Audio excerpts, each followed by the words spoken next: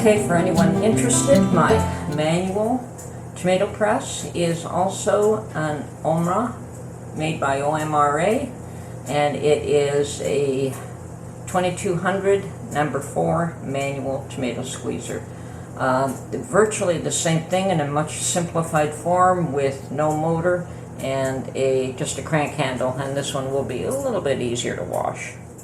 Okay, and I've got it set up now, and it is one that requires a clamp onto a table, so I've had to bring this little table into this little desk into this room, and it's just a crank handle, which is absolutely fine for smaller jobs. So now I'm going to use exactly the same process. I'm going to wash my tomatoes, I'm going to boil them, and I know that some of you have said you don't bother to do that, you'll put them in whole in the machine, and that's fine.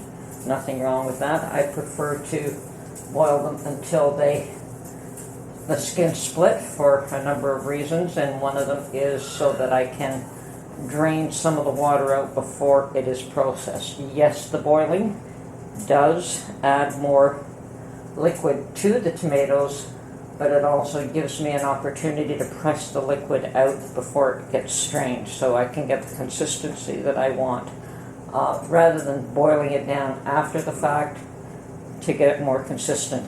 And that keeps, for me, that keeps the tomato flavor fresher because it isn't pre-cooked so much. Okay, I'm going to start. Okay, I'm using the same process as before, as I stated. On my last video, I have boiled water, I have washed my potatoes, and I'm just doing much smaller quantities than what I did the last time. So, into the boiling water they go.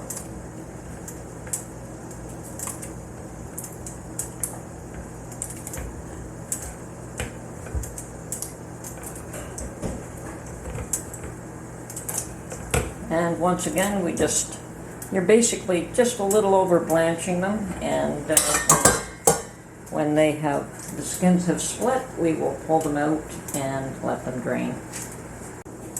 Okay, my first batch is boiled. I am taking them out, quick strain, put them in my food grade bucket to strain even more. So they'll sit in that bucket draining liquid for a while, and I'll also press more out. Okay, getting these out, and I will be putting the next batch in.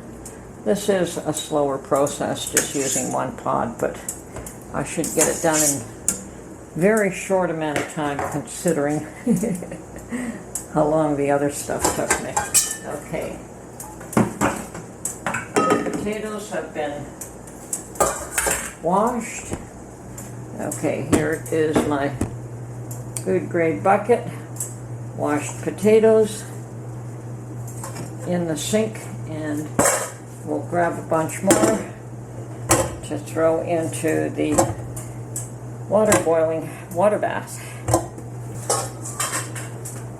Now I've also decided to do the cherry tomatoes. They're ripe, I've got tons of them, and rather than, I don't have the time this year, I have other things I want to get to, so I'm going to process these as well in canned, and they're just as meaty as the Romas. They are, I suspect, a type of Roma, so we'll wait till that batch comes to a boil again, and I'll wash some more and begin to strain these other ones. Okay, I've got my tomatoes all boiled, and some of them are in the hopper, the rest are in a pot. And moment of truth here. We'll push it through the hopper manually now.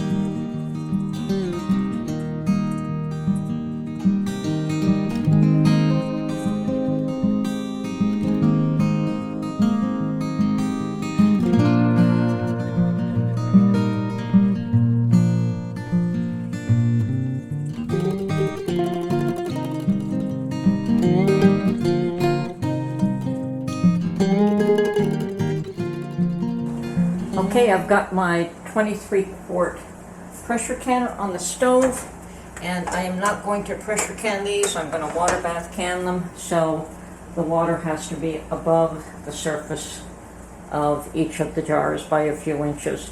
And I don't know how many jars I'm going to get, but I have prepared, let's see, 15 jars. We'll just have to see how many we get here. And yes, mine are pint jars. That's all I do for myself. But if you want to put them in quart jars, obviously, no reason why you shouldn't. Okay, and filling up now.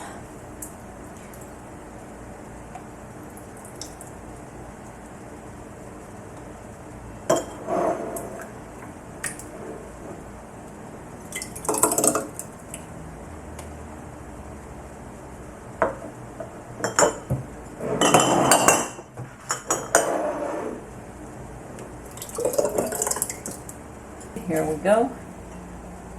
As I said, I have no idea how many jars I'm going to get, but we'll see what we can do. And this is just off one of my harvests from the garden. Mine is what we've been having for salads.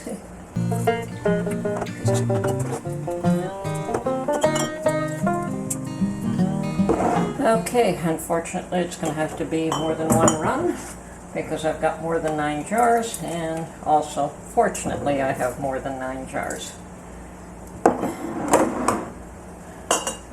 It always depends on your point of view. It just means I'm going to have to do two boils. I don't want to pull out the other canner just anymore. Try to keep everything to a minimum here.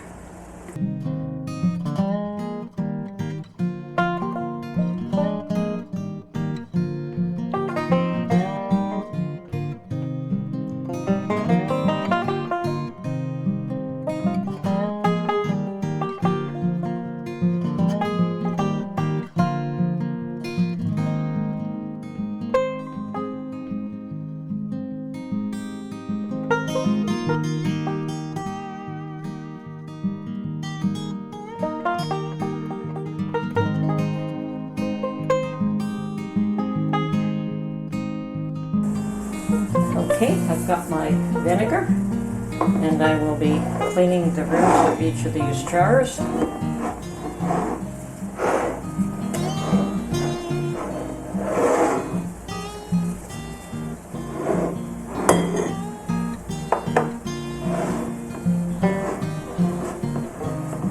And that is to ensure that your lid can seat properly and seal. A couple of issues that will cause sealing problems is if you have food on your rim, or if your rings are wound too tight on the jars. You know, there's a number of issues that can cause you problems. So you try to eliminate them as much as possible. And this one we clean with vinegar simply because vinegar is a good cleaning agent. And then of course I also put the leftover vinegar in the canner, and for those of you that are new to canning, the reason I do that is to prevent mineral buildup from the boiling water on the outside of the jars, because then you just have a cloudy, not so pretty looking jars. But if you put vinegar in them, it keeps the water clean. At least it keeps the minerals from settling on your jars. Now that's the worst one, so I'll do that one last.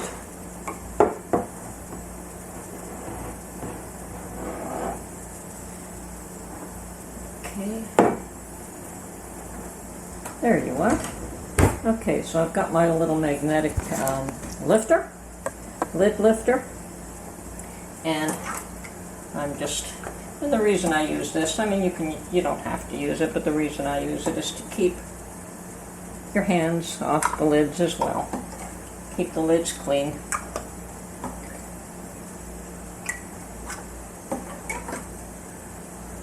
And remember to have at least a 1/2 inch headspace.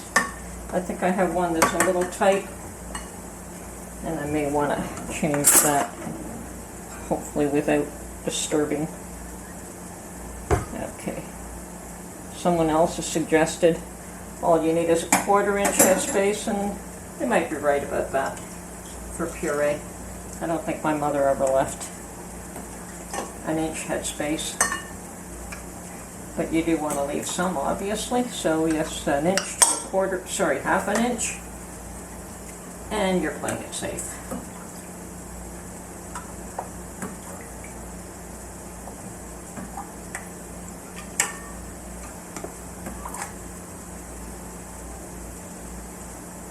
Great, okay.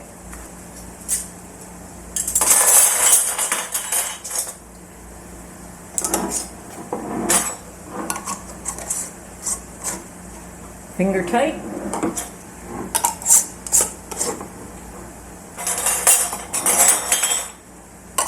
Or, as I believe, find your sweet spot and stick to it.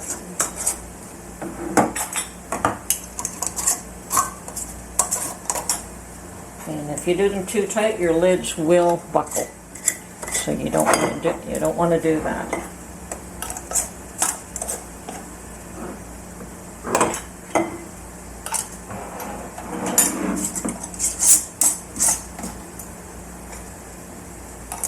Okay, I'm going to put some of these in the canner to clear off some space here, because I'm definitely going to have to do 2 batches. No doubt about it.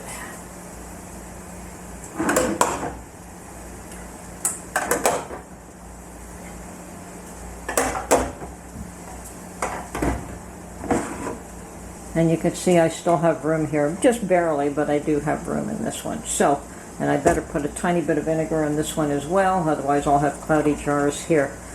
So we just let these, once they come to a boil, we let these boil for 40 minutes. Okay, it's time for these jars to come out of the canner. And I'm just going to very gently put them here to cool down. I haven't taken them out immediately. I've let them cool a little bit slowly inside these pots.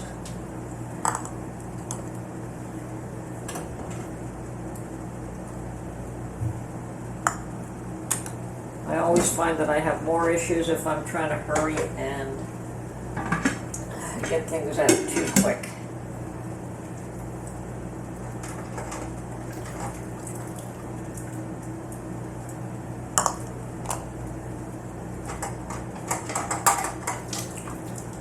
But of course, who doesn't want to get the pots washed up and put back away? Certainly I do.